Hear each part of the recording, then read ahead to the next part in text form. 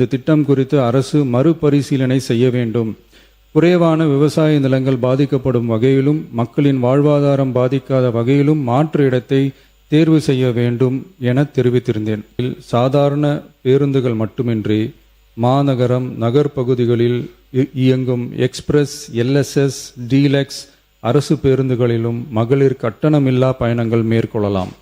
ஆனால் முந்தைய அரசு விவசாயிகளை பெரிய அளவில் பாதிக்கும் வகையிலும் குடியிருப்புகளை அதிக அளவில் அகற்றும் வகையிலும் விமான நிலையத்தை அமைப்பதற்கான முயற்சிகளை மேற்கொண்டது. இத்திட்டத்தினால் சுமார் 1,30,16,104 குடும்பங்கள் பயனடைவார்கள். எனவே குடும்பத் தலைவிகள் பயன்பெறும் வகையில் முதல் கட்டமாக அன்னபூர்ணி சூப்பர் 6 திட்டத்தில் ஆண்டிற்கு 3 விலையில்லா எரிவாயு சிலிண்டர்கள் வழங்கப்படும். முதலமைச்சர் அவர்கள், மாண்புமிகு முதலமைச்சர் அவர்கள்.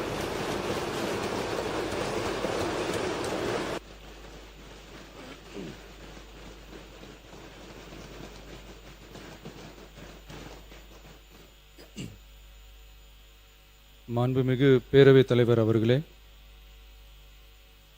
நமது அரசால் பெண்கள் பயன்பெறும் வகையில் அவர்களின் முன்னேற்றத்திற்காகவும் பாதுகாப்பிற்காகவும் பல்வேறு திட்டங்கள் தீட்டப்பட்டு இதுவரை சிங்கப்பெண் சிறப்பு அதிரடிப்படை திட்டம், தாய்மாமன் தங்கமோதிர திட்டம், வெற்றி மகளிர் ஆடுகள் வளர்ப்பு திட்டம், அண்ணனின் சீர்திட்டம் போன்ற திட்டங்கள் அறிவிக்கப்பட்டு அதற்கான நிதி ஒதுக்கீடும் செய்யப்பட்டு நடைமுறைப்படுத்த நடவடிக்கைகள் மேற்கொள்ளப்பட்டு வருகிறது.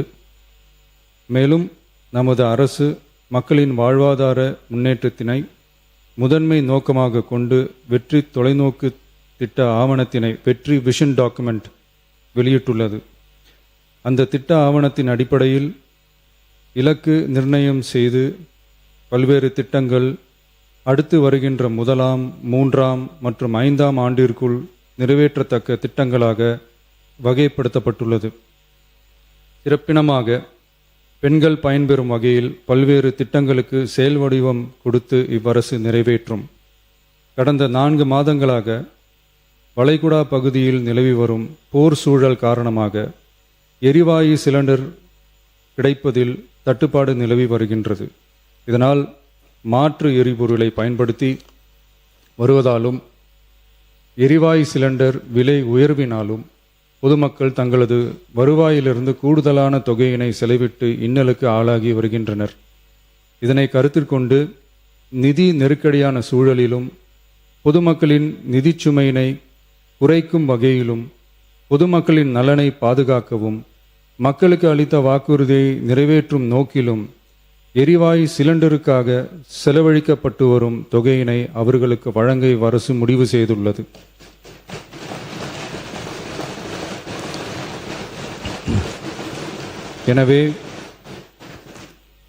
எனவே குடும்பத் தலைவிகள் பயன்பெறும் வகையில் முதல் கட்டமாக அன்னபூர்ணி சூப்பர் 6 திட்டத்தில் ஆண்டிற்கு 3 விலையில்லா எரிவாயு சிலிண்டர்கள் வழங்கப்படும்.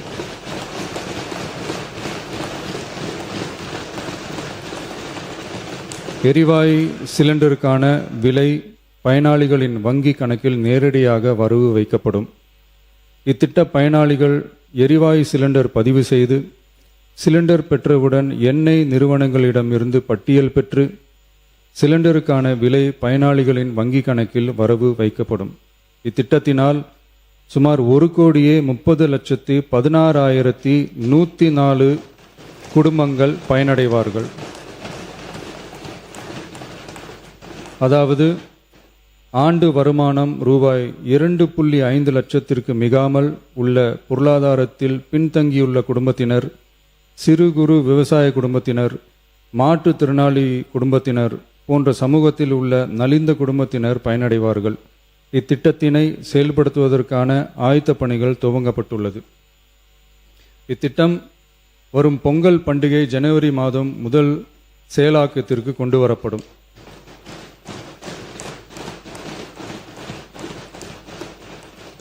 இத்திட்டத்திற்காக ஆண்டுதோறும் தோராயமாக 4000 கோடி ரூபாய் ஒதுக்கீடு செய்யப்படும் என்பதை மாண்புமிகு பேரவைத் தலைவர் வாயிலாக இந்த அவைக்கு தெரிவித்துக் கொள்ள விரும்புகிறேன். மாண்புமிகு பேரவைத் தலைவர் அவர்களே, சென்னையில் உள்ள மீனம்பாக்கம் விமான நிலையம் இந்திய விமான நிலையங்கள் ஆணையத்தால் AAI இயக்கப்படுகிறது. தற்போது இந்த விமான நிலையம் ஆண்டுக்கு 30 மில்லியன் பயணிகளை கையாளும் திறன் கொண்டதாக உள்ளது. வளர்ந்து வரும் சென்னை மாநகரத்தின் தேவைகளை கருத்தில் கொண்டும், பயணிகளின் வசதிகளை கருத்தில் கொண்டும், தொழில் வளர்ச்சியினை கருத்தில் கொண்டும், சரக்கு போக்குவரத்தை அதிகரிக்கும் வகையிலும் புதிய விமான நிலையம் அமைப்பதற்கான தேவை ஏற்பட்டு உள்ளது. புதிய விமான நிலையம் அமைப்பதற்கு தேர்வு செய்யப்படும் இடம் பெரிய அளவில் விவசாயிகளை பாதிக்காத வகையிலும், அதிக அளவில் குடியிருப்புகளை அகற்றாத வகையிலும் அமைய வேண்டும். ஆனால் முந்தைய அரசு விவசாயிகளை பெரிய அளவில் பாதிக்கும் வகையிலும், குடியிருப்புகளை அதிக அளவில் அகற்றும் வகையிலும் விமான நிலையத்தை அமைப்பதற்கான முயற்சிகளை மேற்கொண்டது. ஏகனாபுரம் மற்றும் இதர கிராம மக்கள் இந்த விமான நிலையம் அமைப்பதை எதிர்த்து நடத்திய போராட்டங்களை அறிந்து நான் 20/1/2025 அன்று அப்பகுதிக்கு சென்று அங்குள்ள மக்களின் குறைகளை கேட்டறிந்து பின்வரும் அறிவிப்புகளை வெளியிட்டேன். சென்னை பரந்தூர் மற்றும் அதனை சுற்றியுள்ள 12 கிராமங்களில் அமைய இருக்கும் விமான நிலையத்தை எதிர்த்து போராடும் மக்களுடன் நான் உறுதியாக நிற்கிறேன்.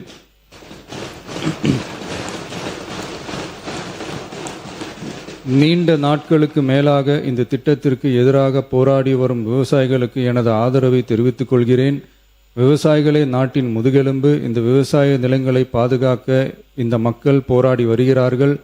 விக்கிரவாண்டியில் அக்டோபர் 2024 நடந்த பொதுக்கூட்டத்திலேயே பரந்தூரில் புதிய விமான நிலையம் அமைப்பதற்கு எதிர்ப்பு தெரிவித்திருக்கிறேன். தொழில் வளர்ச்சி மற்றும் அதற்கான விமான நிலையங்களின் பங்கு பற்றி நான் நன்கு அறிவேன்.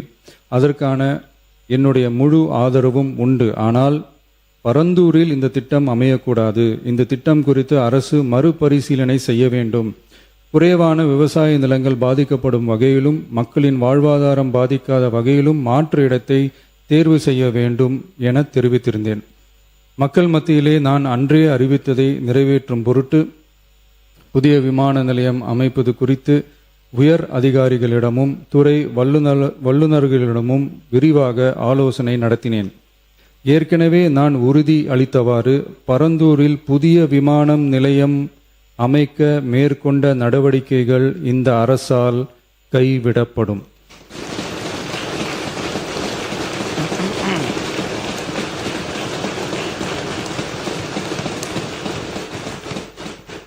துறை சார்ந்த வல்லுநர்கள் மற்றும் கல்வியாளர்கள் ஆகியோர்களிடம் கலந்தாலோசித்து விவசாய நிலங்கள் மற்றும் குடியிருப்புகளுக்கு பெரிய அளவில் பாதிப்பு ஏற்படாதவாறு புதிய விமான நிலையம் அமைப்பதற்கான பொருத்தமான சில மாற்று இடங்கள் தேர்வு செய்யப்பட்டுள்ளன.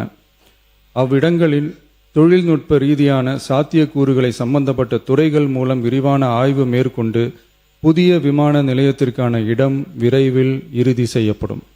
இதற்கிடையில் சென்னை மீனம்பாக்கம் விமான நிலையத்தை மேலும் விரிவாக்கம் செய்து அதன் வடமேற்கு பகுதியில் ஆண்டுக்கு கூடுதலாக 20 மில்லியன் பயணிகளை கையாளக்கூடிய டெர்மினல் 5 என்ற புதிய பயணிகள் முனையம் அமைக்க ஏர்போர்ட்ஸ் அத்தாரிட்டி ஆஃப் இந்தியாவுடன் இணைந்து அணுகுசாலை மற்றும் மேம்பாலம் அமைப்பதற்கான நடவடிக்கைகள் மேற்கொள்ளப்படும். சென்னை மீனம்பாக்கம் விமான நிலையத்தில் தற்போது நடைபெற்று வரும் டெர்மினல் 3 பயணிகள் முனையம் கட்டுமான பணிகள் முடிவுற்ற பின் ஆண்டுக்கு 35 மில்லியன் பயணிகளை கையாளக்கூடியதாக இருக்கும். மேலும் புதிய டெர்மினல் 5 பயணிகள் முனையம் செயலாக்கத்திற்கு பிறகு ஆண்டுக்கு மொத்தம் 55 மில்லியன் பயணிகளை கையாளக்கூடியதாக இவ்விமான நிலையம் இருக்கும். இதன் மூலம் சென்னை விமான நிலையத்தின் சேவைகள் மேம்படுத்தப்படுவதோடு பயணிகளின் போக்குவரத்து தேவை புதிய விமான நிலையம் அமைக்கப்படும் வரை பூர்த்தி செய்யப்படும். மிகு பேரவைத் தலைவர் அவர்களே, ஒரு மாநிலத்தின் உண்மையான முன்னேற்றம் என்பது அதன் பொருளாதார வளர்ச்சியால் மட்டுமல்ல, பெண் கல்வி, வேலைவாய்ப்பு, மருத்துவம், வணிகம் மற்றும் சமூக வாழ்வின் அனைத்து தளங்களிலும் சுதந்திரமாகவும் பாதுகாப்பாகவும் பங்கேற்கும் வாய்ப்புகளாலும் அளவிடப்படுகிறது. மகளிரின் பயண சுதந்திரம் அவர்களின் பொருளாதார சுதந்திரத்திற்கும் குடும்பங்களின் முன்னேற்றத்திற்கும் அடித்தளமாக இருக்கிறது. தற்போது செயல்படுத்தப்பட்டு வரும் மகளிர் கட்டணமில்லா பயண திட்டத்தில் மாநகரம் நகர்ப்புறங்களில் சாதாரண மற்றும் மலைப்பகுதி பேருந்துகளில் 40 கிலோமீட்டர் வரை மட்டுமே பயணம் செய்ய அனுமதிக்கப்பட்டு வருகிறது. எக்ஸ்பிரஸ், எல்எஸ்எஸ், டீலக்ஸ் பேருந்துகள் மற்றும் புறநகர் பேருந்துகளில் கட்டணமில்லா பயணம் அனுமதிக்கப்படுவதில்லை.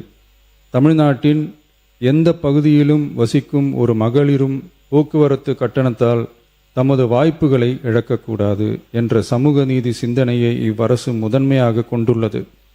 இதனை கருத்தில் கொண்டு மகளிர் கட்டணமில்லா பயண திட்டத்தை விரிவுபடுத்தி பெருமளவில் பயனளித்திடும் விதமாக வெற்றி பயணம் என்ற பெயரில் தேசத்தந்தை மகாத்மா காந்தியடிகளின் பிறந்த நாளான அக்டோபர் 2ஆம் தேதி முதல் செயல்படுத்த அரசு முடிவு செய்துள்ளது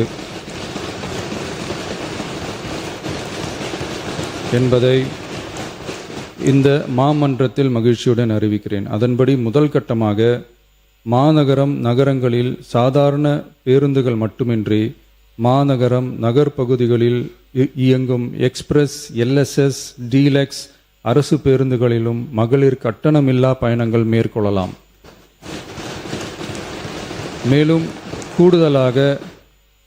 மேலும் கூடுதலாக மாவட்டங்களுக்கிடையே பயணம் மேற்கொள்ள ஏதுவாக புறநகர் மற்றும் மலைப்பகுதிகளில் சாதாரண கட்டண பேருந்துகளிலும் மகளிர் கட்டணமில்லா பயணங்கள் மேற்கொள்ளலாம். இத்திட்டத்தில் பயன்பெற வருமான உச்சவரம்போ மற்றும் மேற்கொள்ள விரும்பும் பயண எண்ணிக்கையிலேயோ கட்டுப்பாடுகள் இல்லை. வெற்றி பயண திட்டம் இதர சேவைகளிலும் படிப்படியாக விரிவுபடுத்தப்படும். இதன் மூலம் மாநிலம் முழுவதும் மகளிருக்கான எளிதில் அணுகக்கூடிய பொது போக்குவரத்து வசதி பெருமளவில் கிடைக்கும். இதன் மூலம் மாணவிகள் தொலைதூரத்தில் உள்ள கல்லூரிகளுக்கு செல்லவும், பணியிடங்களுக்கு செல்லவும், மருத்துவம் மற்றும் அத்தியாவசிய சேவைகளுக்கும் கட்டணமின்றி பேருந்துகளில் பயணிக்க இயலும். மாண்புமிகு பேரவைத் தலைவர் அவர்களே, வெற்றி பயணம் என்பது கட்டணமில்லா ஒரு பேருந்து பயணம் மட்டுமல்ல, ஒரு மாணவியின் கல்வி, ஒரு தொழிலாளியின் வேலைவாய்ப்பு, ஒரு தாயின் குடும்ப பொறுப்பு, ஒரு தொழில் முனைவோரின் முன்னேற்றம் போன்றவற்றை உறுதி செய்யும் சமூக முதலீடாகும்.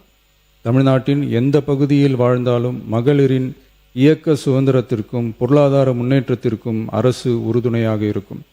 இத்திட்டத்தின் கீழ் திருநரும் டிரான்ஸ்ஜெண்டர் கட்டணமில்லா பயணங்கள் மேற்கொள்ளலாம். வெற்றி பயணம்